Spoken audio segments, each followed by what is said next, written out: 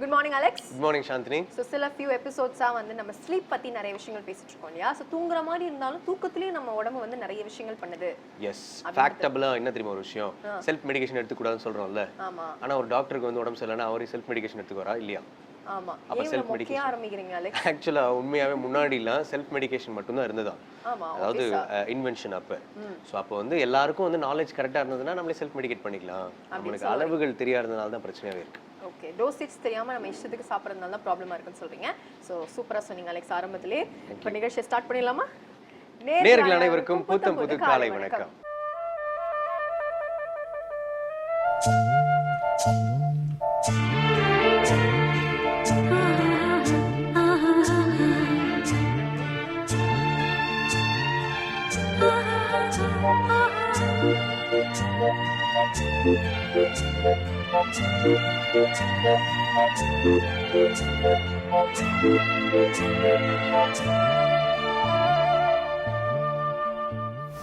Chandni, sometimes வந்து நம்ம வந்து கரெக்டான இடங்கள், அதாவது நம்மளுக்கு ஃபேவரான இடத்துல தூங்கலன்னு வச்சுக்கோங்களேன், என் புதுசாக இடத்துக்கு போகிறோன்னு வச்சுக்கோங்களேன், அன்கான்ஷியஸாக நம்ம தூங்கும் போது வந்து கான்ஷியஸாக கிடையாது, இருந்தாலும் நம்மளுக்கு தூக்கமே வராது. எந்திரிச்சு பார்ப்போம் தெரியுமா? சப்கான்ஷியஸ் மைண்டுக்கும் கான்ஷியஸ்னஸுக்கும் வந்து ஒரு லிங்க் இருக்கு அப்படின்னு சொல்லிட்டே இருக்காங்க. இது வந்து எப்படி நம்ம டிஸ்டர்ப்டா வந்துட்டோம்னு வச்சுக்கோங்களேன், தூக்கத்துல நம்மளுக்கு எந்திரிச்சுக்கிட்டே இருப்போமா அப்பப்ப. இட்ஸ் நாட் லைக் கொசு கடிக்குது பட்டுன்னு எந்திரிச்சு பாக்குறோம், அப்படி கிடையாது. எந்திரிச்சு பார்ப்போமா, ஆனா நம்ம எந்திரிக்கிறது வந்து நம்மளுக்கு கவுண்டபிளாவே தெரியாதான், தூங்குன மாதிரியே தான் இருக்குமா. அன்னைக்கு செம்ம டயர்டா இருக்கும். எஸ், நானும் அதை நிறைய நாள் ஃபீல் பண்ணியிருக்கேன். புரண்டு படுத்துட்டு தூங்க தானே செஞ்சோம், ஏன் இவ்வளோ டயர்டாக இருக்குது அப்படின்னு சொல்லி யோசிச்சிருக்கேன். சரி, ஃபேண்டாஸ்டிக்கான ஒரு ஃபேக்டாக சொல்லியிருக்கீங்க. இது தொடர்ந்து இன்னைக்கான ஃபர்ஸ்ட் செக்மெண்ட் ஆன சூரியோதயம் பார்க்க வேண்டிய டைம் வந்துச்சு. பார்த்துடலாம். இது சூரியோதயம்.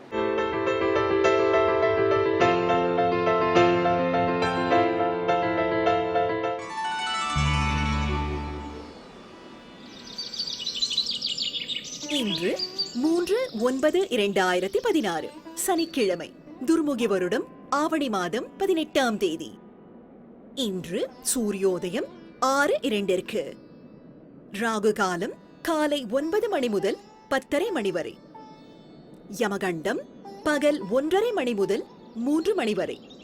குளிகன் காலை 6 மணி முதல் 7:30 மணி வரை. திதி மாலை 4:56 வரை துவிதியை, பிறகு திருதியை. நட்சத்திரம் பிற்பகல் 3:18 வரை உத்திரம், பிறகு அஸ்தம்.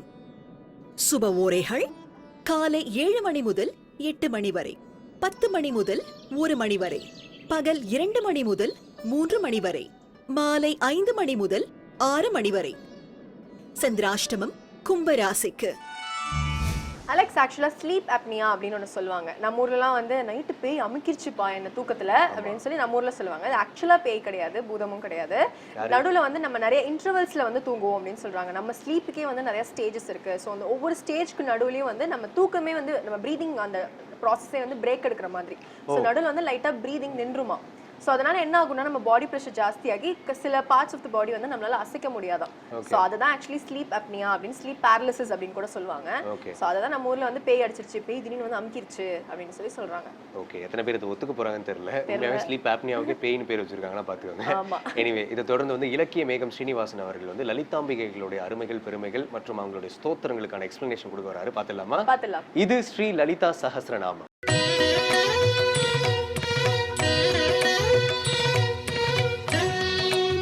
ஸ்ரீவித்யோபாசனாசக்தம் ஸ்ரீவித்யாபீடபூஷணம் ஸ்ரீவித்யாபினவம் வந்தே ஸ்ரீகிருஷ்ணானந்த சர்க்குரு.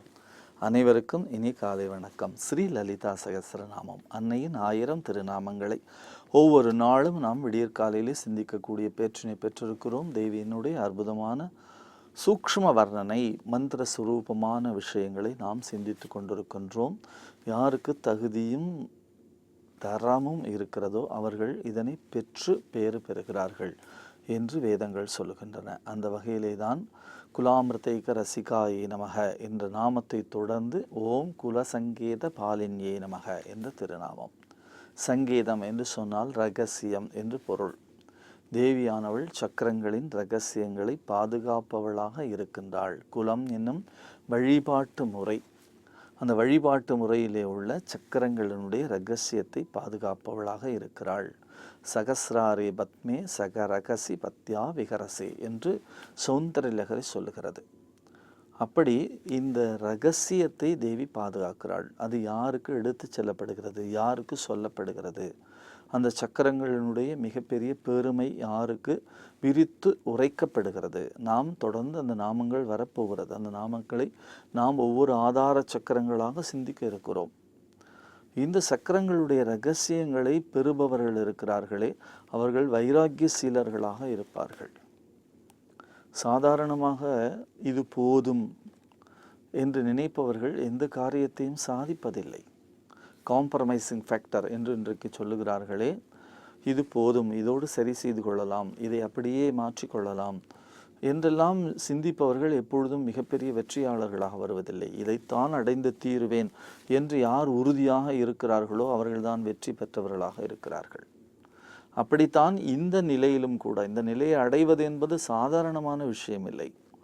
ஒருவன் தனக்குள்ளாக இறைவனை தேடுதல், தனக்குள்ளாக இறைவனை புரிந்து கொள்ளுதல், தனக்குள்ளாக இறைவனை பூஜித்தல் என்பது சுலபமான விஷயம் இல்லை. கண்களை மூடிக்கொண்டு 5 நிமிடம் இருக்கலாம் என்று நாம் முயற்சி பண்ணினால் 1 நிமிடம் கழிவதற்கு ஒரு யுகமாக மாறி இருக்கிறது. இவ்வளவு நேரம் கண்களை மூடிக்கொள்வதா என்று நாம் யோசிக்கிறோம். கண்களை மூடிக்கொண்டு எவ்வளவு நேரம் இருப்பதா என்று சொன்னால், தியானத்திலே இருக்க பழகியவர்கள், தியானத்திலே இருப்பவர்கள் கண்களை மூடி அகக்காட்சியை காண்பதற்கு எவ்வளவோ நேரங்களை செலவழிக்கிறார்கள். அப்படி சாதாரணமாக கண்களை 2 நிமிடங்கள் கூட மூடுவதற்கு, ஆலயங்களிலே கூட மற்ற வழிபாட்டு முறைகளிலே கூட மூடுவதற்கு நம்மால் இயலாத ஒரு சூழ்நிலையிலே இத்தகைய ஒரு மிகப்பெரிய ரகசியங்களை தெரிந்து கொள்வது, சக்கரங்களுடைய ரகசியங்களை தெரிந்து கொள்வது, யார் தகுதி உள்ளவர்களோ அந்த தகுதி உள்ளவர்களை இறைவன் தேர்ந்தெடுத்து தருகிறான். என்ன தகுதி என்று கேட்டால், முதல் தகுதி மன உறுதிப்பாடு என்பதுதான் தகுதி. ஒரே இடத்திலே அமர்ந்திருக்க வேண்டும். ஒரே இடத்திலே எவ்வளவு நேரம் அமர்ந்திருக்க வேண்டும்? 7 மணி நேரம், 8 மணி நேரம் ஒரே இருந்த நிலையிலே பத்மாசனத்திலே அமர்ந்து கொள்ள வேண்டும். இப்பொழுது கால்களை மடக்கி உட்காருவது என்பதே இயலாத காரியமாக போய்விட்டது நிறைய பேருக்கு. நாம் என்று சொன்னால் சாப்பிடுவது கூட டைனிங் டேபிளிலே தான் சாப்பிடுகின்றோம். அலுவலகங்களிலே நாம் சேரிலே தான் உட்கார்ந்து கொண்டிருக்கிறோம். தரையிலே உட்கார்பவர்களை பார்த்தாலே அதிசயமாக இருக்கிறது. உணவு உண்ணும் முறையை பற்றி சொல்பவர்கள் கட்டாயமாக நீங்கள் தரையிலே தான் உட்கார்ந்து சாப்பிட வேண்டும் என்று சொல்லுகிறார்கள். ஆனால் நாம் தரையிலே உட்காருவதற்கான சூழ்நிலை இல்லை. ஆனால் ஒரு பூஜை என்று சொன்னால், பத்மாசனத்திலே நீங்கள் அமர்ந்து கொள்ள வேண்டும் என்று சொன்னால், பத்மாசனம் எத்தனை மணி நேரம்? 8 மணி நேரம் என்று சொல்லுகிறார்கள். அப்படி அதற்கு என்ன தேவை? மன உறுதிப்பாடு தேவை. கால்களை மடக்கி கொண்டு உட்காருதலுக்கே மன உறுதிப்பாடு தேவை. அப்பொழுது யார் அதற்கு தகுதியானவர்கள் என்று இறைவன் தேர்ந்தெடுக்கிறான். சாதாரணமாக கிராமப்புறங்களிலே சொல்லுவார்கள், ஒரு ரதோத்சவம், ரத காட்சி, ஒரு ஆலயத்திலே தேர் திருவிழா. அந்த தேர் திருவிழாவிலே எல்லா மக்களும் கூடியிருப்பார்கள். கிராமங்களை பார்த்தால் நீங்கள் தேர் திருவிழாவிற்கு உறவினர்களெல்லாம் அழைத்து வந்து உணவு போடுவார்கள். அவர்கள் வீட்டிலே போய் தங்கியிருந்து 2 நாட்கள் 3 நாட்கள் விருந்து நடைபெற்று கொண்டே இருக்கும். அந்த முக்கியமான நாளிலே தேர் உலா வரக்கூடிய அருமையான காலம். அந்த நேரத்திலே நிறைய கூட்டங்கள் அந்த தேரை பார்ப்பதற்காக போவார்கள். அதற்குள்ளே இருக்கக்கூடிய இறைவனை வழிபாடு செய்தல் என்பது 2வது விஷயமாக இருந்தாலும், அந்த தேர் அசைந்து வரக்கூடிய அழகை, அந்த தேரினுடைய அலங்காரத்தை, அதை மக்கள் பிடித்து இழுக்கக்கூடிய அந்த சுகமான ஒரு சப்தத்தை, இதையெல்லாம் கேட்பதற்கே கூட்டம் கூடி நிற்கும். அந்த தேரை அப்பொழுது நிறுத்துவதற்கு அந்த தடைக்கட்டைகளை போடுபவர்களுடைய மிகப்பெரிய வல்லமையை பார்ப்பவர்களே பல பேர் வியந்து போவார்கள். அந்த தேருக்கு, வாழ்க்கைக்கு கட்டை போடுபவர்கள் நிறைய இருக்கிறார்கள். ஆனால் தேருக்கு கட்டை போடுவதை பார்ப்பதற்கு கூடியிருப்பார்கள். அப்படி கூடியிருக்கக்கூடிய சூழ்நிலையில் அந்த தேரிலே இருக்கக்கூடிய இறைவனை யார் தரிசிக்கிறார்கள்? பகவான் ராமகிருஷ்ணன் மிக அழகாக சொல்லுவார். தேர் திருவிழாவிற்கு நிறைய பேர் வருகிறார்கள். அந்த நிறைய பேரும் எல்லோரும் வரக்கூடியது ஒரே காரணம், தேர் திருவிழாவிலே இறைவனை வழிபாடு செய்ய வேண்டும் என்றுதான். ஆனால் இறைவனை வழிபாடு செய்வது நோக்கமாக கிளம்பி இருந்தாலும் கூட, அந்த தேர் திருவிழாவிற்குள்ளே நுழைந்தவுடனே சில பேர் பார்த்தால் அந்த திருவிழாவிலே அப்பொழுதுதான் அழகான பலகார கடை போட்டிருப்பார்கள். விதவிதமான பலகாரங்களை எல்லாம் வைத்திருப்பார்கள். நீங்கள் கிராமப்புறங்களில் போய் பார்த்தால் ஒரு அல்வா, பீம புஷ்டி அல்வா என்று ஒரு அல்வா, மிகப்பெரிய அளவிலே அந்த அல்வாவை அந்த பாத்திரத்தில் வைத்திருப்பார்கள். அதை கட் பண்ணி கொடுப்பதே ஒரு அழகாக இருக்கும். ரொம்ப கல் போல கனமாக இருக்கும். அதை பீமன் தான் சாப்பிட முடியுமா என்றால் அப்படி இருக்கும். ஆனால் அதை வாங்குவதற்கு பெரிய பெரிய முறுக்குகள், பெரிய பெரிய இனிப்பு வகைகள், பூந்தியே பார்த்தால் ஒரு லட்டு சைஸ்க்கு இருக்கும். அப்படியெல்லாம் மிக அழகான பலகாரங்கள். அப்பொழுது அதிலே விருப்பமுள்ளவர்கள் என்ன செல்கிறார்கள்? தேருக்கு போனவர்கள் அந்த பலகார கடையிலே நின்று விடுகிறார்கள். அதிலே பலகாரங்களை வாங்கி கொண்டு, அதிலே விதவிதமான பலகாரங்களை ரசித்து கொண்டு, சாப்பிட்டு கொண்டு, அதை வாங்கி வைத்து கொண்டு, சீனிச்சேவி எப்படி இருக்கிறது என்று கேட்கிறார்கள், காராச்சேவி எப்படி இருக்குது என்று கேட்கிறார்கள். அதிலேயே அவர்களுடைய அந்த அவர்கள் எங்கே வந்தார்கள்? தேர் திருவிழாவிலே இறைவனை தரிசிக்க. ஆனால் எங்கே நின்று விட்டார்கள்? பலகார கடைக்குள்ளேயே நின்று விட்டார்கள். அடுத்து ஒரு பக்கம் பார்த்தால் பாத்திர கடைகள் இருக்கும். விதவிதமான பாத்திரங்களை, அலுமினிய பாத்திரங்கள், சில்வர் பாத்திரங்கள், கரண்டிகள் என்று வீட்டுக்கு தேவையான பாத்திரங்களை எல்லாம் கொண்டு வந்து போட்டிருப்பார்கள். ஒரு மக்கள் போவார்கள், அந்த பாத்திர கடையிலே நிற்பார்கள். இதுபோல சொம்பு நான் தேடி தேடி பார்த்தேன், இந்த திருவிழாவை தான் கிடைத்திருக்கிறேன் என்று ஒருத்தி சொல்லுவாள். இதுபோல கரண்டியே கிடைக்கவில்லை என்று ஒருத்தி சொல்லுவாள். இதுபோல அந்த சின்ன ஸ்பூன்களை நான் தேடிக்கொண்டே இருக்கிறேன், கிடைக்கவில்லை, இப்பொழுதுதான் வாங்க போகிறேன் என்று சொல்வார். அப்படி பலவிதமான பாத்திரங்களுக்குள்ளேயும் அந்த பாத்திரங்களை ரசித்து கொண்டும் அதை வாங்கக்கூடிய சூழ்நிலையிலும் அப்படி ஒரு கூட்டம் அங்கேயே தங்கி போய்விடும். சின்னஞ்சிறார்கள் வருவார்கள், அவர்கள் பலூன் கடையிலே நின்று விடுவார்கள். இன்னும் கொஞ்சம் தூரத்திலே போனால் அந்த தேர் திருவிழாவிற்கு கொண்டு வந்து போட்டிருக்கக்கூடிய குடைராட்டினம், அந்த தேர் திருவிழாவுக்கு போட்டிருக்கக்கூடிய அந்த சுற்றுகின்ற நாற்காலி என்று விளையாட்டு பொருட்கள் அந்த பக்கம் இருக்கும், அதிலேயே நின்று விடுவார்கள். இன்னும் கொஞ்சம் தூரம் போனால் புத்தக கடை போட்டிருப்பார்கள். அந்த புத்தக கடைக்குள்ளாக ஆன்மீக புத்தகங்களாகட்டும், பல தரப்பட்ட புத்தகங்களாகவும் அடுக்கி வைத்திருப்பார்கள். சில பேர் அதிலே போய் அப்படியே நின்று போய் விடுவார்கள். சில பேர் அங்கே ஐஸ்கிரீம் கடை இருக்கும், அங்கே நின்று விடுவார்கள்.